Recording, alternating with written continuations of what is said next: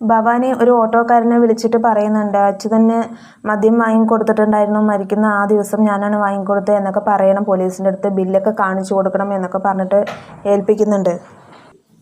അത് കഴിഞ്ഞ് അച്യുതൻ്റെ വീട്ടിൻ്റെ അയൽവാസിയായ രണ്ടുപേരെ വിളിച്ചിട്ടും പറയുന്നുണ്ട്, അവരുടെ വീട്ടിൽ എന്നും വഴക്കാണ്, കള്ളു കുടിച്ചിട്ട് എന്നും വഴക്കാണ്, നിങ്ങളുടെ അടുത്ത് വന്നിട്ട് അംബിക പറഞ്ഞിട്ടുണ്ട് അയാളെ കൊല്ലണം എന്നുള്ളതൊക്കെ, സ്റ്റേഷനിൽ പോയിട്ട് മൊഴി കൊടുക്കണം എന്നൊക്കെ പറഞ്ഞിട്ട് ഭവാനി അവർ രണ്ടു വഴിക്കാരെയും ഏൽപ്പിക്കുകയൊക്കെ ചെയ്യുന്നുണ്ട്. അങ്ങനെ അവർ പോയിട്ട് അജയുടെ അടുത്ത് പോയിട്ട് മൊഴി കൊടുക്കുകയൊക്കെ ചെയ്യുന്നുണ്ട്. ഇങ്ങനെയാണ് അയാൾ എന്നും വഴക്കാണ് വീട്ടിൽ കള്ളു കുടിച്ചിട്ട് എന്നൊക്കെ പറയുന്നുണ്ട്.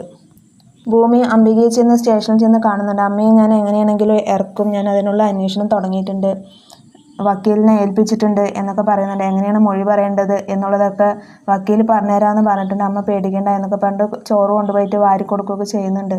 എന്നെ സമാധാനിപ്പിക്കാൻ വേണ്ടിയിട്ടല്ലല്ലോ നീ ഇങ്ങനെയൊക്കെ പറയുന്നതെന്നൊക്കെ അംബിക ചോദിക്കുന്നുണ്ട്. അപ്പോൾ അല്ല, എല്ലാം ഞാൻ ശരിയാക്കാം, അമ്മയെ പുറത്തിറക്കും എന്നൊക്കെ പറഞ്ഞിട്ട് അവൾ വാക്ക് കൊടുത്തിട്ട് പോകുന്നുണ്ട്. വക്കീലും അജയും പറയുന്നുണ്ട്, അംബികയെ പുറത്തിറക്കാനുള്ള ഒരു തെളിവും കിട്ടിയിട്ടില്ല, എല്ലാം അവർക്കെതിരെയാണ് ഉള്ളത്. അംബിക മൂന്നാമതൊരാളെ റൂമിൽ കണ്ടു എന്ന് പറഞ്ഞു, പക്ഷെ അയാളുടെ മുഖം വ്യക്തമല്ല, അയാൾ കൊല്ലുന്നത് കണ്ടിട്ടോ ഇല്ല, പിന്നെ എങ്ങനെ നമ്മൾക്ക് അത് ഉറപ്പിക്കാൻ കഴിയും? അംബികയുടെ നേർക്കാണ് തെളിവ് മൊത്തം വരുന്നത്, അതുകൊണ്ട് അംബിക തന്നെ ആയിരിക്കും പ്രതി എന്നാണ് നമ്മൾക്കിപ്പോൾ കണ്ടെത്താൻ കഴിഞ്ഞിട്ടുള്ളത് എന്നൊക്കെ പറയുന്നുണ്ട്. പോസ്റ്റ്മോർട്ടം റിപ്പോർട്ട് വന്നാലേ എന്തെങ്കിലും കാര്യങ്ങൾ അറിയുള്ളൂ എന്ന് പറഞ്ഞിട്ട് അവരിങ്ങനെ സംസാരിക്കുന്നുണ്ട്. ഭൂമി പറയുന്നുണ്ട്, അച്ഛൻ മദ്യപിക്കില്ല, മദ്യപാനം നിർത്തിയതാണ് എന്നൊക്കെ പറയുന്നുണ്ട്. അപ്പോൾ നമുക്ക് ഓട്ടോപ്സി റിപ്പോർട്ട് വന്നിട്ട് നോക്കാമെന്ന് പറയുന്നുണ്ട്. അങ്ങനെ അത് റിപ്പോർട്ട് വന്നതും അതിൽ നോക്കുന്നുണ്ട്, അതിൽ എഴുതിയിട്ടുണ്ട് ആൾ മദ്യപിച്ചിട്ടുണ്ടായിരുന്നു എന്നുള്ളത് കാണുന്നുണ്ട് എന്ന് പറയുന്നുണ്ട്. അപ്പോൾ ഭൂമി പറയുന്നുണ്ട്, അത് തെറ്റാണ്, അച്ഛൻ മദ്യപിക്കാറില്ല എന്നൊക്കെ പറഞ്ഞിട്ട് അവൾ വാദിക്കാനൊക്കെ നോക്കുന്നുണ്ട്. പക്ഷേ അതൊക്കെ തെറ്റാണെന്നാണ് പറയുന്നത്, ഇതിൽ കാണുന്നുണ്ട് റിപ്പോർട്ടിൽ എന്ന് പറയുന്നത്. പക്ഷേ ഹോസ്പിറ്റലിൽ വിളിച്ച് റിപ്പോർട്ട് മാറ്റി എഴുതിച്ചത് ഭവാനിയുടെ പണിയായിരുന്നു.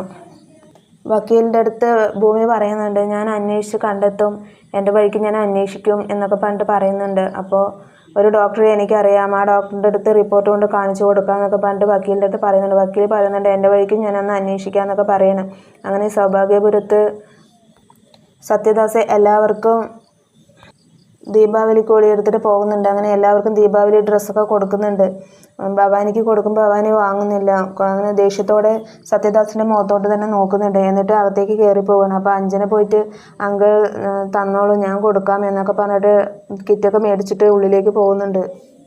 അങ്ങനെ സത്യദാസ് അവിടെ നിന്ന് ഇറങ്ങാൻ നിൽക്കുമ്പോൾ മുത്തശ്ശി വന്നിട്ട് പറയുന്നുണ്ട്, മോനെ എപ്പോഴാണ് ഇനി, ഞാൻ മരിച്ചു കഴിഞ്ഞാൽ എങ്ങനെ നമുക്ക് ഒരുമിച്ചിരുന്ന് ഭക്ഷണം കഴിക്കാനൊന്നും കഴിയില്ലല്ലോ, ജീവനുള്ളപ്പോൾ നീ എൻ്റെ ഒപ്പം വന്ന് ഒരുവായി ഭക്ഷണം കഴിക്കുക എന്നൊക്കെ പറയുന്നുണ്ട്. അപ്പോൾ അജയും വിളിക്കുന്നുണ്ട്, നമുക്ക് എല്ലാവർക്കും ഒരുമിച്ച് ഭക്ഷണം കഴിക്കാം എന്നൊക്കെ പറഞ്ഞിട്ട് അവരകത്തേക്ക് പോകുന്നുണ്ട്.